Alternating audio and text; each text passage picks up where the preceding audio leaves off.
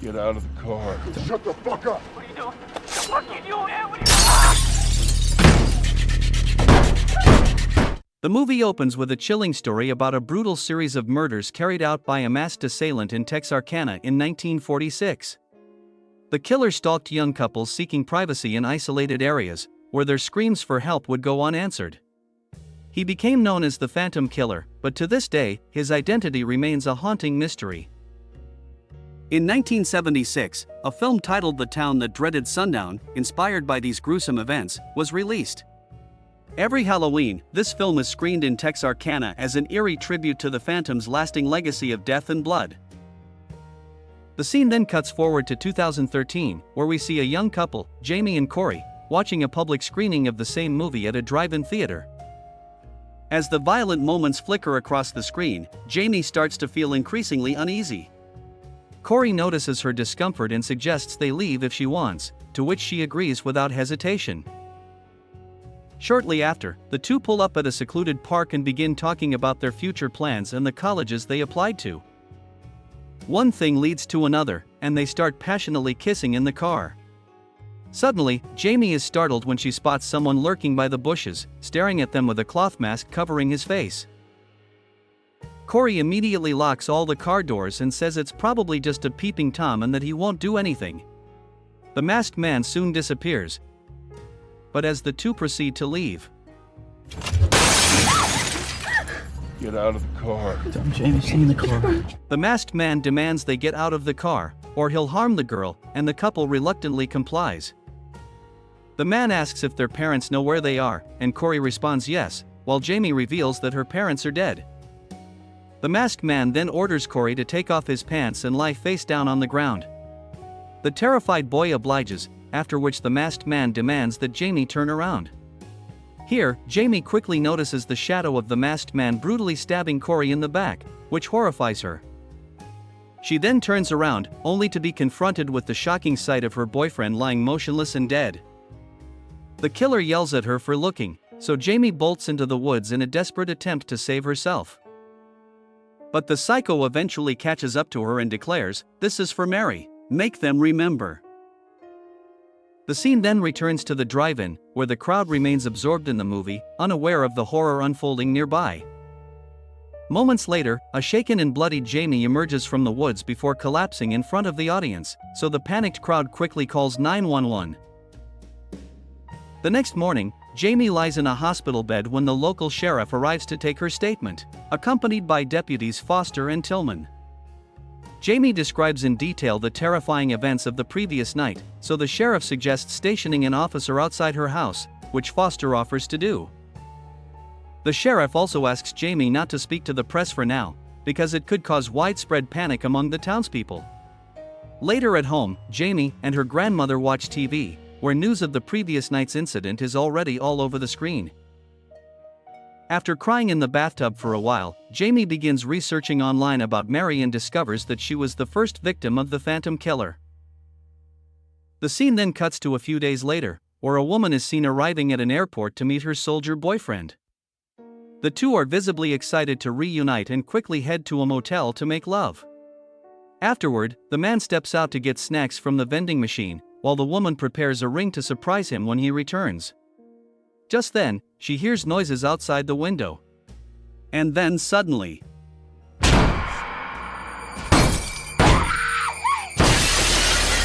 the panicked woman immediately locks herself in the bathroom as the killer violently tries to break in. Desperate, she shatters the bathroom window and jumps out, breaking her leg. The woman forces herself to move and stumbles towards her car, screaming and crying for help. She tries to start her car, but before she can succeed, the killer mercilessly stabs the poor woman multiple times until she eventually falls lifeless.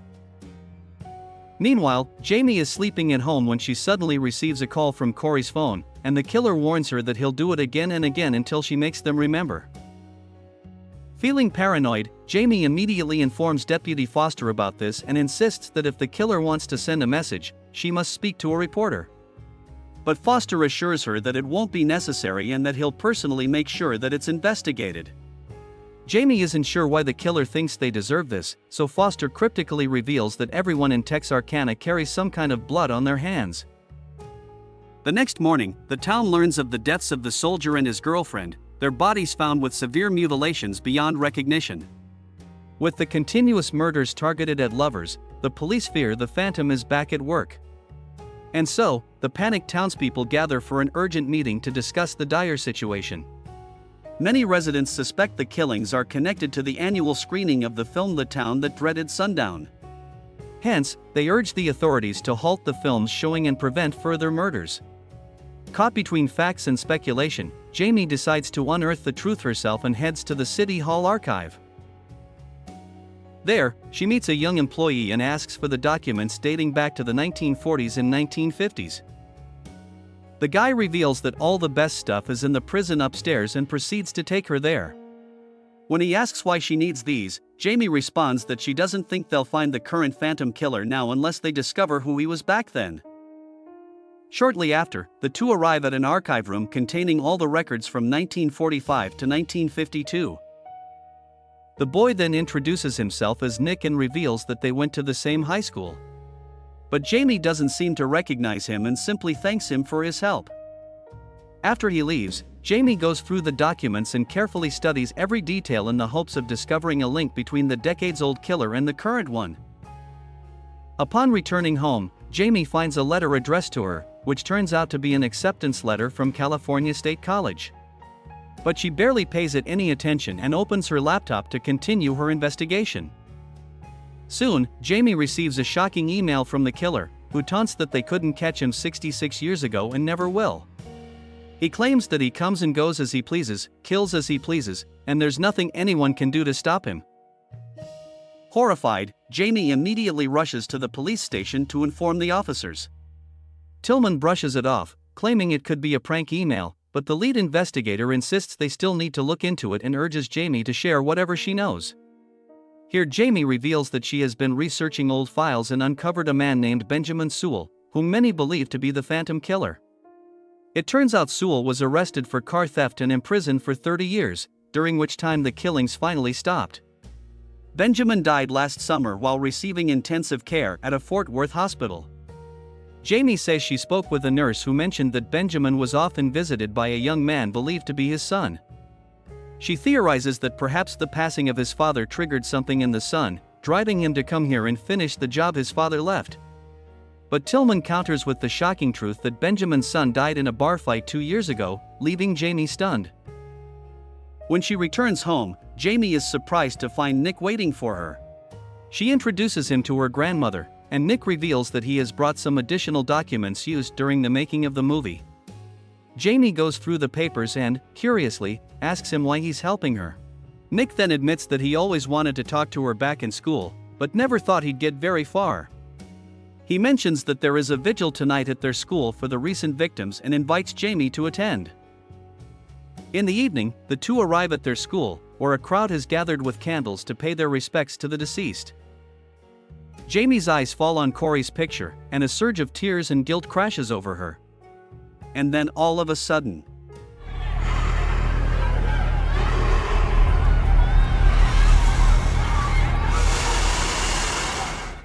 a masked man appears, but before he can make a move, a colleague of the dead soldier fires shots and takes revenge for his friend. Jamie rushes forward to rip off the masked guy's mask, revealing an unfamiliar young boy underneath. Not far away, two young musicians, Roy and Johnny, leave a restaurant after finishing their shift. The boys soon arrive at a junkyard, where they decide to experiment with each other and have some fun. But then, they spot the Phantom killer, so Johnny jumps out of the car and escapes while Roy tries to drive away but crashes. Johnny doesn't get far either, as the Phantom chases him down and knocks him unconscious. Sometime later, Roy awakens and is horrified to find himself bound and helpless. Nearby, a bloody Johnny crawls desperately across the ground, right before the Phantom shoots him to death. The psycho then straps a knife to a trombone and kills Roy by plunging it repeatedly into him, accurately reenacting a horrifying scene from the infamous movie. The next morning, Jamie speaks with Deputy Foster and asks about the boy who was shot the night before. He explains that the teenager had dressed up as the Phantom and was trying to get deliberately shot, meaning he wasn't the real killer. Even worse, Foster adds to her distress by revealing that 2 more lives were claimed by the psycho last night. The news hits Jamie hard, as it means that the killer is still out there. The scene then cuts to a few days later, when Nick meets Jamie and tells her he has found a man named Charles, whose late father directed the infamous movie. Since Charles still lives in this town, the two decide to visit him in hopes of uncovering some clues. Elsewhere, Deputy Tillman arrives at a local bar, where he strikes up a conversation with a woman and decides to take her home. Later, they're enjoying themselves at his place, but the fun is cut short when someone suddenly shoots Tillman in the eye. It turns out to be none other than the Phantom, so the poor woman screams in terror as she runs out of the house while being chased. She runs into a vast field, where the killer ends up losing track of her. But moments later, she stumbles upon a scarecrow dressed like the Phantom, causing her to scream. This gives away her location, and the madman brutally slashes her to death. The next morning, a local resident discovers her lifeless body hanging as a scarecrow, which leaves him gripped with fear. On the other hand, Nick and Jamie meet Charles, who reveals that Benjamin was not the Phantom killer and was just a scapegoat to cover up police incompetence. He then tells them about a man named Hank McCready, who was found dead on railroad tracks. Initially, the police believed Hank was the Phantom who had taken his own life. But when his wife insisted on an autopsy, it was revealed that he had been stabbed multiple times. It turns out that his wife's name was Mary, which astounds Jamie. Charles thus theorizes that Hank was the last victim of the Phantom killer, as a final goodbye before he moved to California.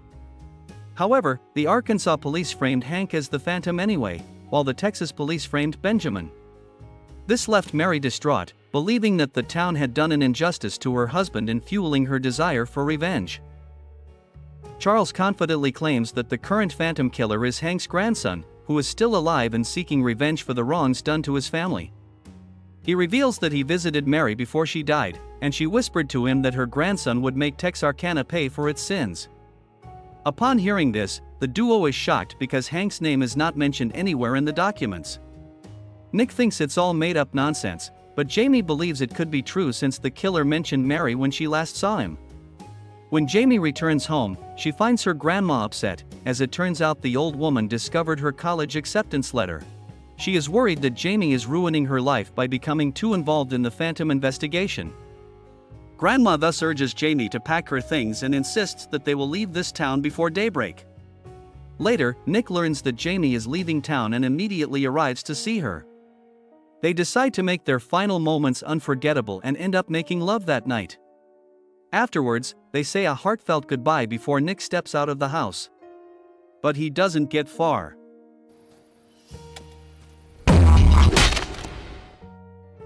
Shortly after, Jamie and her grandma are about to leave when they come across Foster again.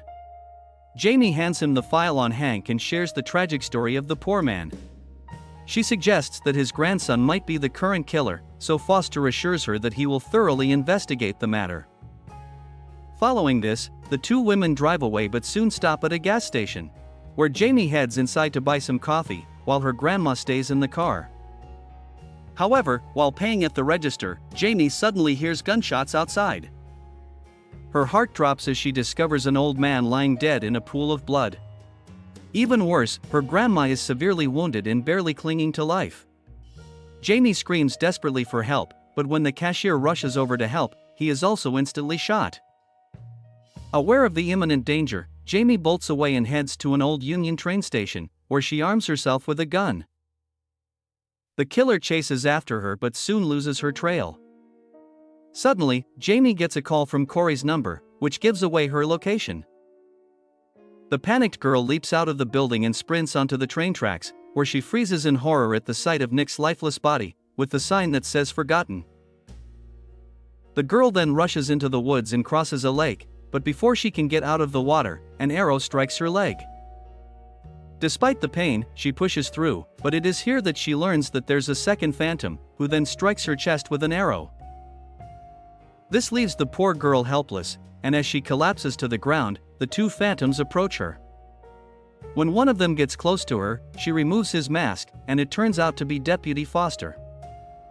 The second killer also removes his mask, and Jamie can't believe her eyes when she sees that it's Corey, who apparently faked his own death. Desperate for answers, Jamie asks which one of them is Hank's grandson, and Foster confirms that he is. He expresses gratitude to her, saying that it is because of her that his granddad will finally be remembered. A tearful Jamie asks Corey why he did it, to which he responds that he wanted to be a part of something special and be remembered as the Phantom. As he delivers a grand speech saying how he's responsible for bringing back Phantom, Foster grows annoyed and, shockingly, shoots him dead. Following this, Foster pins Jamie down and coldly reveals his plan to frame her and Corey. He will accuse them of being so consumed by the Phantom obsession that Corey faked his death, and Jamie murdered her own grandmother. But before the deranged deputy can finish her off, everybody in this town just wants to believe this whole thing is over. As he collapses on the ground, the girl fires one final fatal shot, finally bringing the town's nightmare to an end. Sometime later, Jamie narrates about Texarkana, a town that has two of everything, including 2 sheriffs, 2 mayors, and even 2 phantoms. Since Foster's body was never found, people held different opinions about what really happened to him. An investigation was conducted on how Corey and Foster found each other, but it turns out they had nothing in common, except the darkness within their souls. As for Jamie, she is fulfilling her promise to her grandma, embarking on a new chapter by attending university in California. But she knows that just as death returned in 1946, and again in 2013, it could come back once more the next time the sun goes down. As the movie ends, we see Jamie exiting her college and returning home, but the Phantom's shadow is seen looming behind her, implying that the threat is far from over. Thus, we reach the end of this movie. Thanks for watching. If you like the movie, support us. Don't forget to subscribe for more movie recaps. See you in the next movie. Goodbye.